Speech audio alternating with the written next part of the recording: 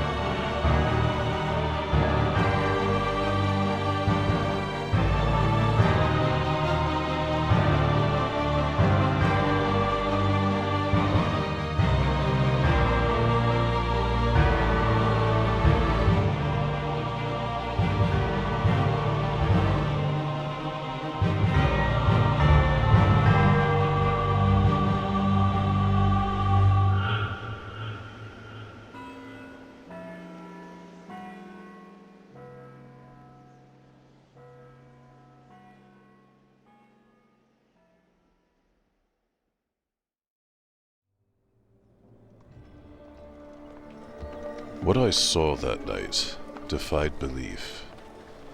But believe it I had to, because I trusted my eyes. Seeing is believing is certainly not an axiom that my friend would have approved of. But I was a doctor, a scientist, and for me, the eyes were the most honest organs in the body. I never believed that they could lie. What I laid eyes upon in the murky London twilight made me the saddest man. It stripped any faith I had in the order of things, the underlying goodness of life. How can something so wrong exist in an ordered world? How, if there is a benevolent purpose behind everything, can something so insane exist? These are the questions I asked then, and still ask now, though the matter's resolved in a far different way from that which I could ever have imagined at the time. I was on my way home from the surgery. The sun was setting into the murk of the London skyline, and the city was undergoing its usual dubious transition from light to dark. As I turned a corner into a narrow cobbled street, I saw my old friend, my mentor, slaughtering a man in the gutter. He hacked and slashed with a blade that caught the red twilight, and upon seeing me, he seemed to calm and perform some meticulous mutilation upon the twitching corpse. I staggered against the wall.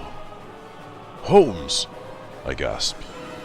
He looked up, and in his honest eyes there was nothing. No light, no twinkle, not a hint of the staggering intelligence that lay behind them. Nothing except for a black, cold emptiness. Stunned into immobility, I could only watch as Holmes butchered the corpse. He was a man of endless talents, but still I was amazed at the dexterity with which he opened the body, extracted the heart, and wrapped it in his handkerchief. No, not butchery. Surgery. He worked with an easy medical knowledge that appeared to surpass my own. Holmes looked up at me where I stood frozen stiff. He smiled, a wicked grin that looked so alien on his face. Then he stood and shrugged his shoulders, moving on the spot as if settling comfortably into a set of new clothes. "Holmes!" I croaked again, but he turned and fled. Holmes, the thinker, the ponderer, the genius, ran faster than I had ever seen anyone run before. I could not even think to give chase, so shocked was I with what I had witnessed. In a matter of seconds, my outlook on life had been irrevocably changed, brought to ground and savaged with a brutality I had never supposed possible. I felt as if I had been shot, hit by a train, mauled. I was winded and dizzy and ready to collapse at any moment. But I pinched myself hard on the back of my hand, drawing blood and bringing myself around. I closed my eyes and breathed in deeply, but when I opened them again, the corpse still lay there in the gutter. Nothing had changed. However much I desired not to see this, wished it would flee my memory, I was already realizing that this would never happen. This scene was etched on my mind. One of the worst feelings in life is betrayal. The realization that everything one held true is false, or at least fatally flawed. That look in Holmes' eyes. I would have given anything to be able to forget that. His footsteps had vanished into the distance. The victim was surely dead, but being a doctor I had to examine him to make sure. He was a young man, handsome, slightly foreign-looking, obviously well appointed in society because of the tasteful rings on his fingers, the tailored suit, holed now, ripped and ruptured with the vicious thrusts of Holmes' blade. And dead, of course. His chest had been opened and his heart stolen away. Perhaps he was a dreadful criminal, a murderer in his own right, whom Holmes had been tracking, chasing, pursuing for days or weeks. I spent less time with Holmes now than I had in the past, and I was not involved in every case he took on. But murder? No, not Holmes. Whatever crime this dead man may have been guilty of, nothing could justify what my friend had done to him. I suddenly had an intense feeling of guilt, kneeling over a corpse with fresh blood on my fingertips. If anyone rounded the corner at that moment, I would have trouble explaining things, I was sure, not only because of the initial impression they would gain, but also the shock I was in, the terror I felt at what I had witnessed. The police should have been informed. I should have found a policeman or run to the nearest station, led them to the scene of the crime. I was probably destroying valuable evidence, but then I thought of Holmes, that crazy grin, and realized that I already knew the identity of the murderer. Instead, something made me run. Loyalty to my old friend was a small part of it, but there was fear as well. I knew even then that things were not always as they seemed. Holmes had told me that countless times before, and I kept thinking impossible, impossible as I replayed the scene in my mind. But I trusted my eyes. I knew what I had seen. And in my mind's eye, Holmes was still grinning maniacally at me. With each impact of my feet upon the pavement, the fear grew.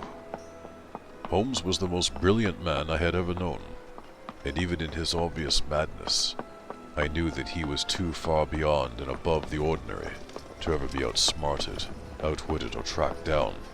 If his spree is to continue, I prayed, please God don't let him decide to visit an old friend. I need not have worried about informing the police of the murder. They knew already.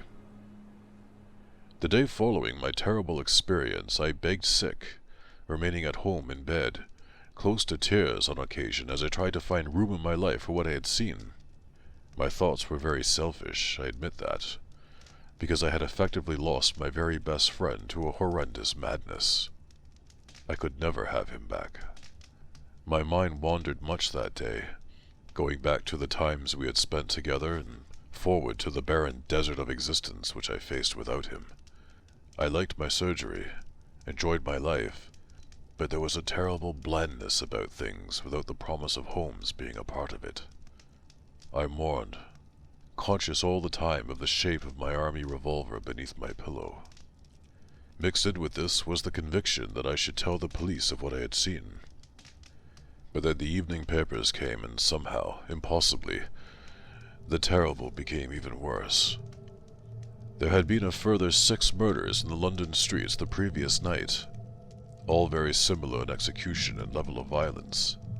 In each case, organs had been removed from the bodies, though not always the same ones. The heart from one, lungs from another, and a dead lady in Wimbledon had lost her brain to the fiend. In 4 cases, including the murder I had witnessed, the stolen organs had been found somewhere in the surrounding areas, sliced, laid out on the ground in very neat order, the sections sorted perfectly by size and thickness. Sometimes masticated gobs of the tissue were found as well, as if bitten off, chewed and spat out, tasted, tested. And there were witnesses, not to every murder, but to enough of them to make me believe that the murderer, Holmes, I kept telling myself, Holmes, wanted to be seen. Though here lay a further mystery. Each witness saw someone different. One saw a tall, fat man, heavily furred with facial hair, dressed scruffy and grim. Another described a shorter man with decent clothes, a light cloak and a sword in each hand. The third witness talked of the murderous lady he'd seen. The lady with great strength, for she had stood her victim against a wall and wrenched out the unfortunate's guts. A mystery, yes, but only for a moment. Only until my knowledge of Holmes's penchant for disguise crept in, instantly clothing my memory of him from the previous night in grubby clothes, light cloak, and then a lady's dress. Oh dear God, I muttered. Dear God, Holmes. What is it, my old friend? The cocaine? Did the stress finally break you? The strain of having a mind that cannot rest, working with such evil and criminal matters? The more I dwelled upon it, the worse it all became. I could not doubt what I had seen, even though all logic, all good sense forbade it.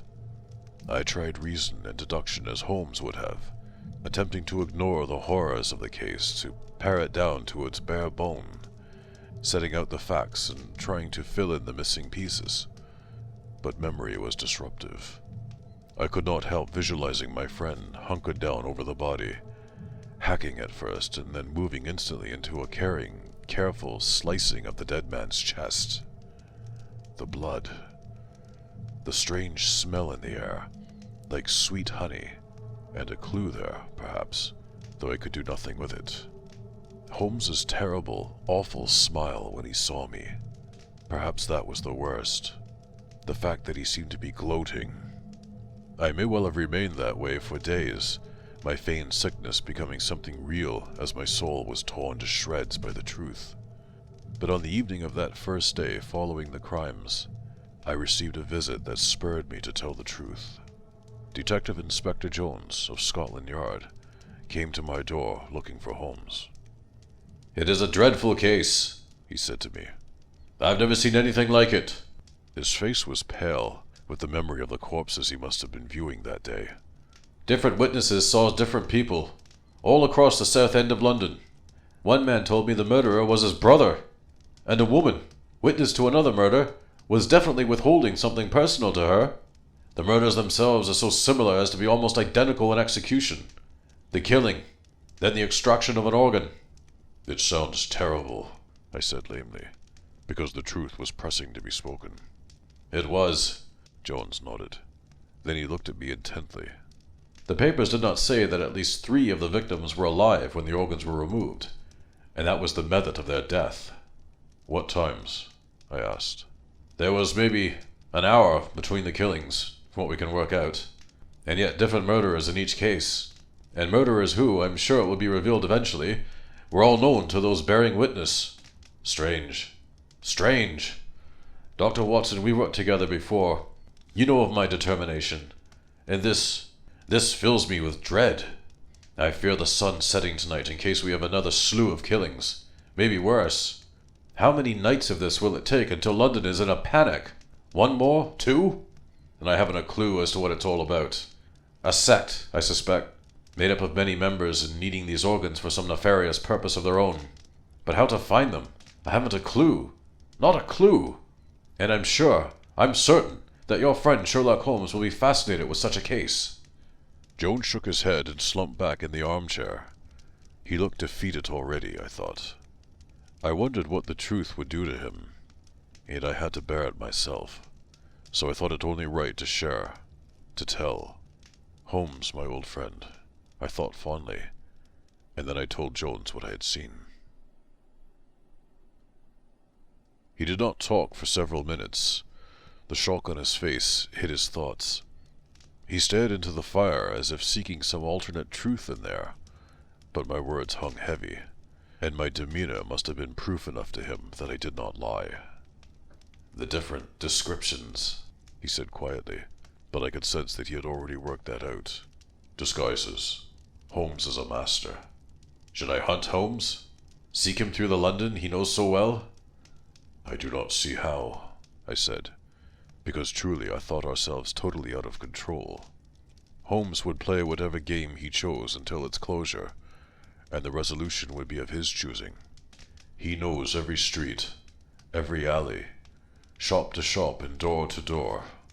In many cases he knows of who lives where they work and who they associate with. He can walk along a street and tell me stories of every house if he so chooses. He carries his card index in his brain, as well as boxed away at Baker Street. His mind. You know his mind, Mr. Jones. It is endless. And you're sure, Dr. Watson? Your illness has not blinded you. You haven't had hallucinations. I am merely sick to the soul with what I have witnessed, I said. I was fit and well yesterday evening. Then I must search him out, Jones said. But the desperation, the hopelessness in his voice told me that he had already given up.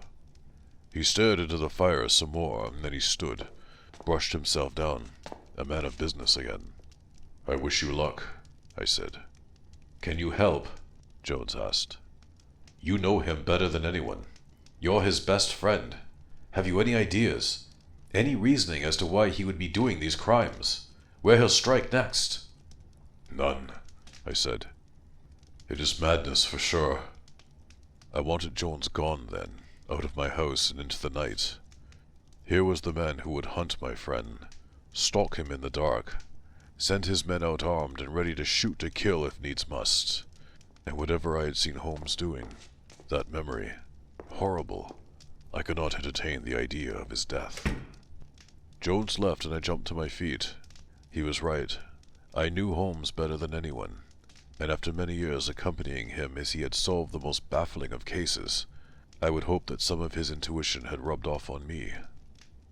It was almost dark, red twilight kissing my window like diluted blood, and if tonight was to be like last night, then my old friend was already stalking his first victim. I would go to Baker Street. Perhaps there I would find evidence of this madness, and maybe even something that would bring hope of a cure. The streets were very different that night. There were fewer strollers for a start. Many people had heard of the previous night's murders and chosen to stay at home. It was raining, too, a fine mist that settled on one's clothes and soaked them instantly. Street lamps provided oases of half-light in the dark, and it was these I aimed for, darting as quickly as I could between them. Even then, passing beneath the lights and seeing my shadow change direction, I felt more vulnerable than ever. I could not see beyond the lamp's meager influence, and it lit me up for anyone to see, any stranger lurking in the night, any friend with a knife. I could have found my way to Baker Street in the dark. I walked quickly and surely, listening out for any hint of pursuit. I tried to see into the shadows, but they retained their secrets well. Everything felt changed. It was not only my newfound fear of the dark, but the perception that nothing is ever exactly as it seems. Holmes had always known that truth is in the detail, but could even he have ever guessed at the destructive parts in him, the corrupt stew of experience and knowledge and exhaustion that had led to this madness? It was a crueler London I walked through that night. Right and wrong had merged and blurred in my mind. For as sure as I was that what Holmes had done was wrong, it could never be right to hunt and kill him for it. I had my revolver in my pocket, but I prayed with every step that I would not be forced to use it. Shadows jumped from alleys and skirted around rooftops, but it was my imagination twisting the twilight. By the time I reached Baker Street, it was fully dark, the moon a pale ghost behind London's smog. I stood outside for a while, staring up at Holmes' window. There was no light there, of course, no signs of habitation, but still I waited for a few minutes, safe in the refuge of memory. He would surely never attack here, not in the shadow of his long-time home. No, I feared that he had gone to ground, hidden himself away in some unknown, unknowable corner of London, or perhaps even taken his madness elsewhere in the country. There was a sound behind me and I spun around, fumbling in my pocket for my revolver. It had been a shallow pop, as if someone opening their mouth in preparation to speak. I held my breath and aimed the revolver from my waist. There was nothing. The silence, the darkness felt loaded, brimming with secrets and something more terrible. Something... Holmes, I said, but he would not be there. He was not foolish, not so stupid to return where he was wanted for some of the most terrible murders. My friend. I started, tried to gauge where the voice had come from. I tightened my grip on the pistol and swung it slowly left and right, ready to shoot should anything move. I was panicked, terrified beyond belief. My stomach knotted and cramped with the idea of a knife parting its skin and delving deeper. "Is that you, Holmes?" More silence for a while, so that I began to think I was hearing things. It grew darker for a moment, as if something had passed in front of the moon. I even glanced up, but there was nothing in the sky and the moon was its usual wan self. "You feel it too," the voice said. "Holmes, please show yourself." "Go to my rooms. Mrs. Hudson hasn't heard of things yet. She will let you in and I will find my own way up there." He did not sound mad. He sounded different, true, but not mad. "Holmes, you have to know." "I am aware of what you saw, Watson, and you would do well to keep your revolver drawn and aimed ahead of you. Back into a corner. Hold your gun. For your sanity, your peace of mind. It has to remain between us for a time." "I saw... Holmes, I saw... my rooms." And then he was gone. I did not hear him leave, caught sight of nothing moving away in the dark, but I knew that my old friend had departed. I wished for a torch to track him, but Holmes would have evaded the light. And in that thought I found my continuing belief in Holmes' abilities, his genius, his disregard for the normal levels of reasoning and measures of intelligence, the madness he still had, but I could not help but trust him. From the distance, far, far away, I heard what may have been a scream, but there were foxes in London, and thousands of wild dogs, and some said that wolves still roamed the forgotten byways of the sprawling city, but it had sounded like a human cry. He could not possibly have run that far in such a short time. Could he? Mrs. Hudson greeted me and was kind enough to ignore my preoccupation as I climbed the stairs to Holmes's rooms. There was another scream in the night before Holmes appeared. I had opened the window and was standing there in the dark, looking out over London and listening to the sounds. The city was so much quieter during the night, which ironically made every sound that much louder. The barking of a dog swept across the neighborhood. The crashing of a door echoed from walls and back again. The scream. This time it was human. I could have no doubt of that. And although even further away from the one I had heard earlier, I could still make out its agony. It was followed seconds later by another cry, this one cut short. There was nothing else. "Go to my rooms. Back into a corner. Hold your gun," Holmes had said. I remained by the window. Here was escape, at least, if I needed it. I would probably break my neck in the fall, but at least I was giving myself a chance. "I've come to his rooms," I thought. Fly to a spider. Chicken to a fox's den. But even though his voice had been very different from usual, more strained, I could not believe that the Holmes who had spoken to me minutes before was out there now, causing those screams. I thought briefly of Detective Inspector Jones, and hoped that he was well. "I am sure that he is still alive," Holmes said from behind me. "He is too stupid to not be." I spun around and brought up my revolver. Holmes was standing just inside the door. He had entered the room and closed the door behind him without me hearing. He was breathing heavily, as if he had just been running, and I stepped aside to let in the moonlight, terrified that I would see the black stain of blood on his hands and sleeves. "How do you know I was thinking of Jones?" I asked, astounded yet again by my friend's reasoning. "Mrs. Hudson told me he had been here looking for me. I knew then that you would be his next port of call in his search, and that you would inevitably have been forced by your high morals to relay what you have so obviously seen. You know he is out there now, hunting me down. And the scream. It sounded very much like a man, did it not?" "Turn on the light, Holmes," I said. I think he shook his head in the dark. "No, it will attract attention. Not that they do not know where we are. They must. Fear. Fear smells so sweet. To bees. Holmes, turn on the light or I will shoot you. And right then, standing in the room where my friend and I had spent years of our lives in pleasurable and business discourse, I was telling the truth. I was frightened enough to pull the trigger, because Holmes's intellect would bypass my archaic revolver, however mad he sounded. He would beat me, if he chose to. If he had lured me here to be his next victim, he would kill me. Very well, my friend said. But prepare yourself, Watson. It has been a somewhat eventful 24 hours. The lamp flicked a light. I gasped. He looked like a man who should be dead. Do not lower that revolver, he shouted suddenly. Keep it on me now, Watson. After what you think you saw me doing, lower your guard and you're likely to shoot me at the slightest sound or movement. That's right. Here. Aim it here. He thumped his chest and I pointed the gun that way, weak and shocked though I was. Holmes, you look terrible. I feel worse. From Holmes that was a joke, but I could not even raise a smile. Indeed, I could barely draw a breath. Never had Holmes looked so unkempt, exhausted and bedraggled. His normally immaculate clothing was torn, muddied and wet, and his hair was sticking wildly away from his scalp. His hands were bloodied. I saw cuts there, so at least for the moment I could believe that it was his own blood.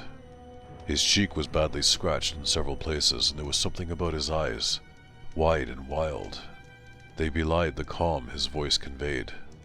You're mad, I said, unable to prevent the words from slipping out.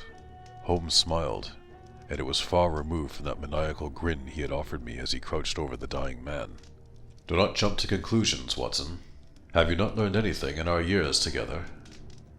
My hand holding the gun was starting to shake, but I kept it pointed at my friend across the room.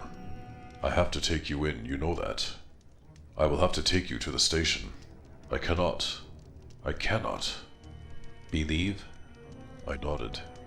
He was already playing his games, I knew.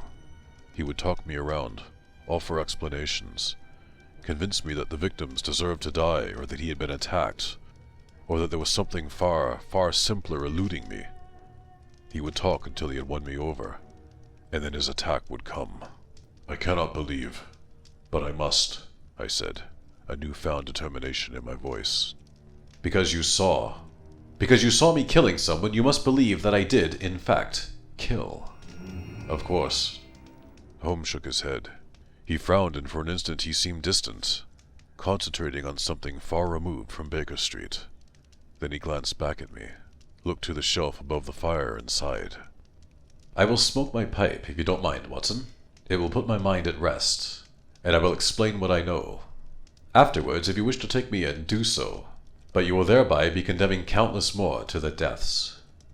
Smoke, I said, and tell me.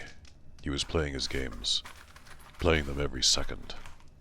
Holmes lit a pipe and sat in his armchair, legs drawn up so that the pipe almost rested on his knees. He looked at the far wall, not at me where I remained standing by the window. I lowered the revolver slightly, and this time Holmes did not object. I could see no knives, no mess on his hands other than his own smeared blood, no mess on his chin from the masticated flesh of the folks he had killed. But that proved nothing. Have you ever looked into a mirror and really concentrated on the person you see there? Try it, Watson. It is an interesting exercise. After an hour of looking, you see someone else. You see, eventually, what a stranger sees. Not the composite picture of facial components with which you are so familiar, but individual parts of the face, the big nose, the closed-together eyes. You see yourself as a person, not as you. So what are you trying to say? I am saying that perception is not definite, nor is it faultless. Holmes puffed at his pipe, then drew it slowly away from his mouth. His eyes went wide and his brow furrowed. He had had some thought, and habit made me silent for a minute or two. He glanced back at me then, but said nothing. He looked more troubled than ever. I saw you killing a man, Holmes, I said. You killed him and you laughed at me, and then you tore him open and stole his heart. The heart, yes, he said, looking away and disregarding me again. The heart, the brain, parts, all part of the one, constituents of the same place. He muttered on until his voice had all but vanished, though his lips still moved. Holmes! It has gone quiet outside. They are coming. He said it very quietly, looked up at me from sad, terrified eyes, and I felt a cool finger run down my spine. They're coming. He did not mean Jones or the police. He did not mean anyone. No man scared Holmes as much as he was then. Who? I asked.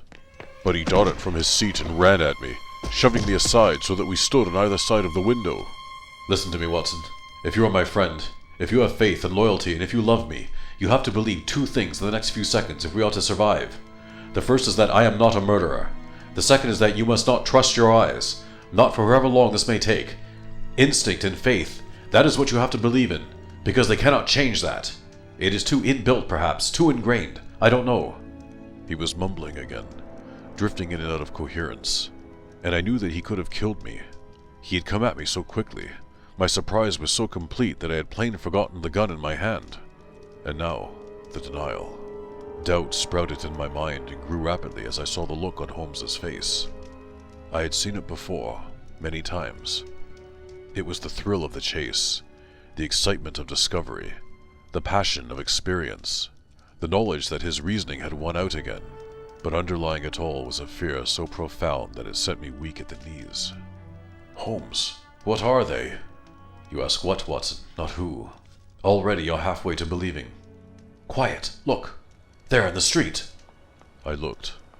Running along the road, heading straight for the front door of Holmes's building, came Sherlock Holmes himself. I think they will come straight for me, Holmes whispered. I'm a threat. Holmes? I could say little. The recent shocks had numbed me. It seemed now to be pulling me apart, hauling reality down a long, dark tunnel. I felt distance from my surroundings, even though, at that moment, I knew that I needed to be as alert and conscious of events as possible. Don't trust your eyes, he hissed at me. That man, he had been running like Holmes, the same loping stride, the same flick of the hair with each impact of foot upon pavement, the same look of determination on his face. Faith, Watson, Holmes said. Faith in God if you must, but you must have faith in me, us, our friendship and history together, for there, I feel, will lie the answer. There came the sound of heavy footsteps on the stairs. I will get them. It, the thing, on the floor, Holmes said. And you shoot it in the head. Empty your revolver. One shot may not be enough. Do not balk, my friend. This thing here tonight is far bigger than just the two of us. It is London we're fighting for. Maybe more. I could not speak. I wished Jones were there with us. Someone else to make decisions and take blame. Faith, I told myself. Faith in Holmes. I had seen him kill a man. Don't trust your eyes. He was bloodied and dirtied from the chase, hiding from the crimes he had committed. I am not a murderer. And then the door burst open and Sherlock Holmes stood in the doorway lit by the lamp. Tall, imposing, his clothes tattered and muddied, his face scratched, hands cut and bloodied, and I had no more time. The room suddenly smelled of sweet honey, and turning my head slightly to look at the Holmes standing with me at the window, I caught sight of something from the corner of my eye. The Holmes in the doorway seemed to have some things buzzing about his head. I looked straight at him and they were no more. Then he gave me the same smile I had seen as he murdered that man. Watson, Holmes said, reaching across the window to grasp my arms. Faith! And then the new visitor smashed the lamp with a kick and leaped at us. I backed away. The room was dark now, lit only by pale moonlight and the paler starlight filtering through London's constant atmosphere. I heard a grunt, a growl, the smashing of furniture and something cracking as the two Holmes tumbled into the center of the room. I quickly became confused as to which was which. Away! I heard one of them shout. Get away! Get away! He sounded utterly terrified. Oh God! Oh sanity, why us? I aimed my revolver, but the shapes rolled and twisted, hands at each other's necks, eyes bulging as first one, then the other Holmes presented his face for me to shoot. I stepped forward nonetheless, still smelling the peculiar honey stench, and something stung my ankle. A tickling shape struggling inside my trousers. I slapped at it and felt the offender crushed against my leg. Bees. Watson! Holmes shouted. I pulled down the curtains to let in as much moonlight as I could. One Holmes had the other pinned to the floor, hands about his neck. "Watson, shoot it!" the uppermost Holmes commanded. His face was twisted with fear. The scratches on his cheek opened again and leaking blood. The Holmes on the floor thrashed and gurgled, choking, and as I looked down he caught my eye. Something there commanded me to watch, held my attention even as the Holmes on top exhorted me to shoot. Shoot! Shoot it in the face! The vanquished Holmes calmed suddenly and brought up a hand holding a handkerchief. He wiped at the scratches on his face. They disappeared. The blood smudged a little, but with a second wipe it too had gone. The scratches were false, the blood fake.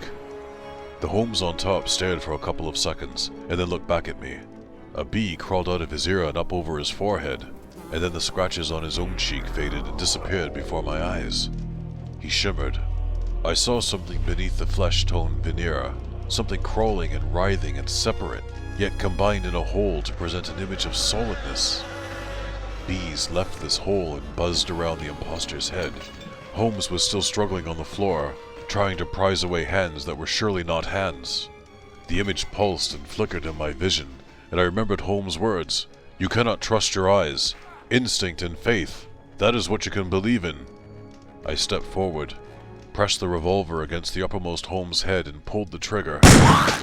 Something splashed out across the floor and walls. It was not blood. Blood does not try to crawl away, take flight, buzz at the light. My pulling the trigger, the act bridging doubt and faith, changed everything. The thing that had been trying to kill Holmes shimmered in the moonlight. It was as if I was seeing two images being quickly flickered back and forth, so fast that my eyes almost merged them into one surreal picture. Holmes, the thing, Holmes, the thing, and the thing, whatever it is, was monstrous. "Again!" Holmes shouted. "Again! And again!" I knelt so that my aim did not stray towards my friend and fired again at that horrible shape. Each impact twisted it, slowing down the alternating of images as if the bullets were blasting free truth itself. What I did not know then, but would realize later, was that the bullets were defining the truth. Each squeeze of the trigger dealt that thing another blow, but not only physically, but also in the nature of my beliefs. I knew it to be a false Holmes now, and that made it weak. The sixth bullet hit only air. It is difficult to describe what I saw in that room. I had only a few seconds to view its ambiguous self before it came apart, but even now I cannot find words to convey the very unreality of what I saw, heard, and smelled. There was a honey tang on the air, but it was almost alien, like someone else's memory. The noise that briefly filled the room could have been a voice.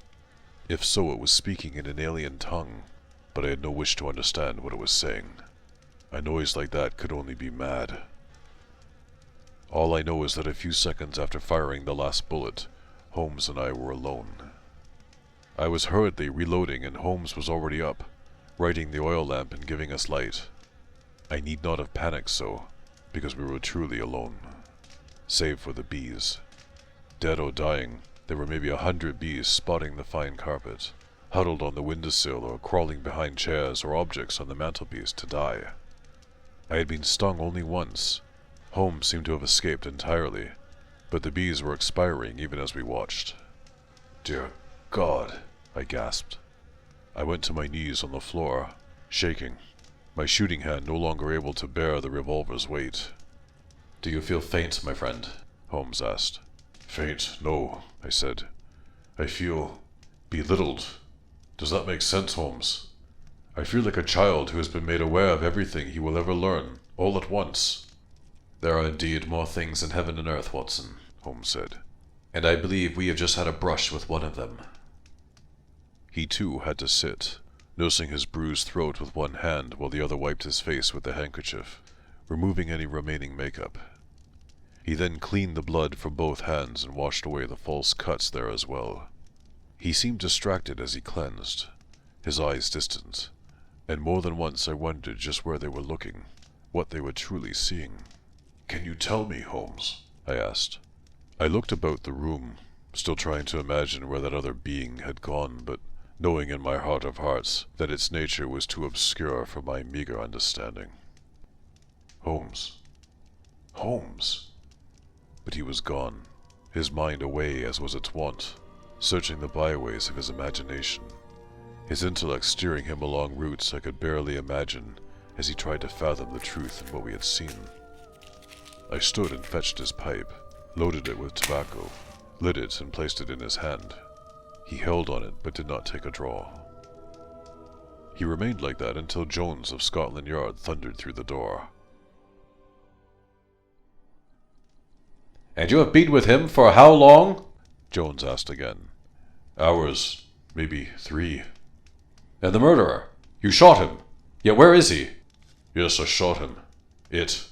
I shot it. I had told Jones the outline of the story 3 times, and his belief seemed to be growing with each telling. Holmes's silence was not helping his case. Another 5 murders, Jones had told me. 3 witnessed, and each of the witnesses identified a close friend or family member as the murderer. I could only offer my own mutterings of disbelief, even though I had an inkling now, however unreal, however unbelievable. Holmes's insistence that the improbable must follow the impossible stuck with me. I could not voice the details. The truth was too crazy. Luckily, Holmes told it for me. He stood suddenly, staring blankly at me for a time as if he had forgotten I was there. "Mr. Holmes," Jones said, "your friend Dr. Watson here, after telling me that you were a murderer, is now protesting your innocence. His reasoning I find curious to say the least, so it would benefit me greatly if I could hear your take on the matter. There were gunshots here, and I have no body, and across London there are many more grieving folks this evening." "And many more there will be yet," Holmes said quietly. "But not, I think, for a while." He relit his pipe and closed his eyes as he puffed. I could see that he was gathering his wits to expound his theories, but even then there was a paleness about him, a frown that did not belong on his face. It spoke of incomplete ideas, truths still hidden from his brilliant mind. It did not comfort me one bit. It was fortunate for London, and perhaps for mankind itself, that I bore witness to one of the first murders. I had taken an evening stroll after spending a day performing some minor biological experiments on dead rodents, when I heard something rustling in the bushes of a front garden. It sounded larger than a dog, and when I heard what could only have been a cry, I felt it prudent to investigate. What I saw was impossible. I knew that it could not be. I pushed aside a heavy branch and witnessed an old man being operated on. He was dead by the time my gaze fell upon him, that was for sure, because the murderer had opened his guts and was busy extracting kidneys and liver. And the murderer, in my eyes, was the woman, Irene Adler. "No!" I gasped. "Holmes, what are you saying?" "If you'd let me continue, Doctor, all will become clear. Clearer, at least, because there are many facets to this mystery still most clouded in my mind. It will come, gentlemen, I am sure, but I shall tell you. I shall talk it through, tell you, and the truth will mold itself tonight." And so, Adler, the woman herself, working on this old man in the garden of an upmarket London house, plainly, patently impossible and unreal. And being the logically minded person I am, and believing that proof defines truth rather than simply belief, I totally denied the truth of what I was seeing. I knew it could not be because Adler was a woman unfamiliar with, and incapable of, murder. And indeed she has not been in the country for quite some years now. My total disregard for what I was seeing meant that I was not viewing the truth, that something abnormal was occurring. And strange as it seemed at the time, but how clear it is now, the woman had been heavily on my mind as I had been strolling down that street. "Well, to hear you actually admit that, Holmes, means that it is a great part of this mystery." "Indeed," Holmes said to me, somewhat shortly. My readiness to believe that something, shall we say, out of this world, was occurring enabled me to see it. I saw the truth behind the murderer, the scene of devastation. I saw... He trailed off, staring from the window at the ghostly night. Both Jones and I remained silent, seeing the pain Holmes was going through as he tried to continue. "Terrible," he said at last. "Terrible." "And what I saw," I said, trying to take up from where Holmes had left off, "was an impersonator, creating Holmes in his own image. No, Holmes said. No, it created me in your image, Watson. What you saw was your version of me. This thing delved into your mind and cloaked itself in the strongest identity it found there, namely me. As it is with the other murders, Mr. Jones, whose witnesses no doubt saw brothers and wives and sons slaughtering complete strangers with neither rhyme nor reason. But the murderer, Jones said. Who was it? Where is he? I need a corpse, Holmes. Watson tells me that he shot the murderer, and I need a corpse. Don't you have enough already? Holmes asked quietly. I saw the stare he aimed at Jones. I had never been the subject of that look, never in our friendship, but I had seen it used more than a few times. Its intent was born of a simpering anger, its effect withering. Jones faltered. He wanted to say something else, stammered, and then backed away towards the door. Will you come to the yard tomorrow? He asked. I need help, and I will come, Holmes said. For now I imagine you have quite some work to do across London this evening. 5 murders, you say. I guess at least that many yet to be discovered. And there must be something of a panic in the populace that needs calming. Jones left. I turned to Holmes, and what I saw shocked me almost as much as the event from the previous 24 hours. My friend was crying. We can never know everything, Holmes said. but I fear that everything knows us.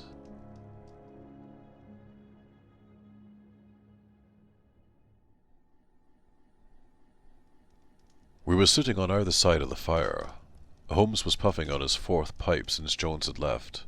The tear tracks were still unshamedly glittering on his cheeks, and my own eyes were wet in sympathy. What did it want? I asked. What motive? Motive? Something so unearthly, so alien to our way of thinking and understanding? Perhaps no motive is required. But I would suggest that examination was its prime concern. It was slaughtering and slicing and examining the victims just as casually as I have, these last few days, been poisoning and dissecting mice. The removed organs display that in their careful dismantling. But why? What reason can a thing like that have to know our makeup, our build? Holmes stared into the fire, and the flames lit up his eyes. I was glad. I could still remember the utter vacancy of the eyes I had seen in his likeness as it hunkered over the bloody body. Invasion, he muttered, and then he said it again. Or perhaps it was merely a sigh. Isn't it a major fault of our condition that the more we wish to forget something, the less likely it is that we can? I said. Holmes smiled and nodded, and I felt a childish sense of pride from saying something of which he seemed to approve. Outside, said Holmes. Beyond what we know or strive to know, there is a whole different place. Somewhere which, perhaps, our minds could never know. Like fitting a square block into a round hole, we were not built to understand. Even you? Even me, my friend. He tapped his pipe out and refilled it. He looked ill. I had never seen Holmes so pale, so melancholy after a case, as if something vast had eluded him. And I think I realized what it was even then. Understanding.